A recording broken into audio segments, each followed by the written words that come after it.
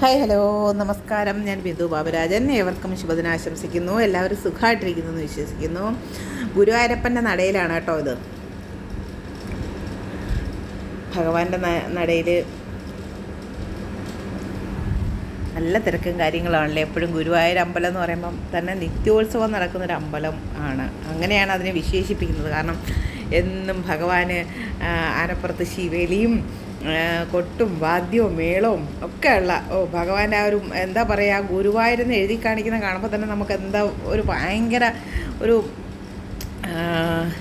എന്തായാലും പറയുക, ആ ഒരു നിർവൃതി അത് പറഞ്ഞറിയിക്കാൻ പറ്റില്ല. എൻ്റെ അനുഭവമാണ്. എല്ലാവർക്കും ഒരുമാതിരിപ്പെട്ട 90%, 100 പേരെടുത്താൽ 90 പേർക്കും ഇതേ അനുഭവം തന്നെ ആയിരിക്കും.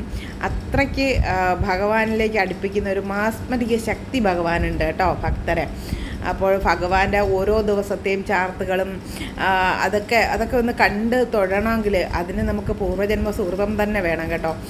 നമ്മൾ അവിടെ ജനിച്ച് വളർന്നു എന്ന് വെച്ചിട്ട് നിത്യം ഇത് കാണണം എന്നൊന്നുമില്ല. എനിക്ക് അറിയാവുന്ന ഒത്തിരി പേരുണ്ട് പിന്നെ അവിടെ തന്നെ ജനിച്ച് വളർന്നത്. അവരങ്ങനെ നിത്യവും പോയി അങ്ങനെ തൊഴുന്ന പോലും, എന്നാൽ നിത്യവും തൊഴുന്ന അവിടുത്തെ ആൾക്കാരും ഉണ്ട് കേട്ടോ. എനിക്കറിയാവുന്നത് തന്നെയാണ്. പക്ഷേ അവർക്ക് അതിനുള്ള സമയവും സാഹചര്യം കിട്ടാത്തതുകൊണ്ടായിരിക്കും. പക്ഷേ നമ്മൾ വല്ലപ്പോഴും ആണെങ്കിലും നമ്മളത് മുടങ്ങാതെ വന്ന് തൊഴാനും നമുക്ക് ഭഗവാനെ കാണണം എന്നുള്ള ചിന്തയും അങ്ങനെയുള്ള കാര്യങ്ങളും ഒക്കെ ഉണ്ട്. പിന്നെ ഭഗവാൻ നമ്മളെ അവിടെ എത്തിക്കും എന്നുള്ളതാണ്. ഭഗവാനെ കാണണമെന്ന് ആത്മാർത്ഥമായിട്ട് നമ്മൾ ആഗ്രഹിച്ചു കഴിഞ്ഞാൽ ഭഗവാൻ നമ്മളവിടെ എത്തിക്കുക തന്നെ ചെയ്യും.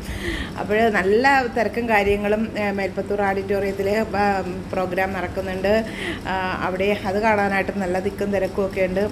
ഭഗവാന്റെ ഇഷ്ടവിനോദങ്ങളിലൊന്നാണ് ഈ കലാപരിപാടികളും കാര്യങ്ങളും ഒക്കെ കേട്ടോ. ഇവിടെ ഭഗവാന്റെ വിവിധ തരം ചാർത്തുകളൊക്കെ കാണുമെങ്കിൽ അവിടെ തന്നെ തങ്ങിയാലാണ് ഓരോ ദിവസത്തെയും ചാർത്തുകളും വിവിധ തരം ചാർത്ത് കാണാൻ പറ്റുക. അപ്പോൾ വീഡിയോ എല്ലാവർക്കും ഇഷ്ടപ്പെട്ടു എന്ന് വരുന്നു. സർവ്വകൃഷ്ണാർപ്പണമസ്തു.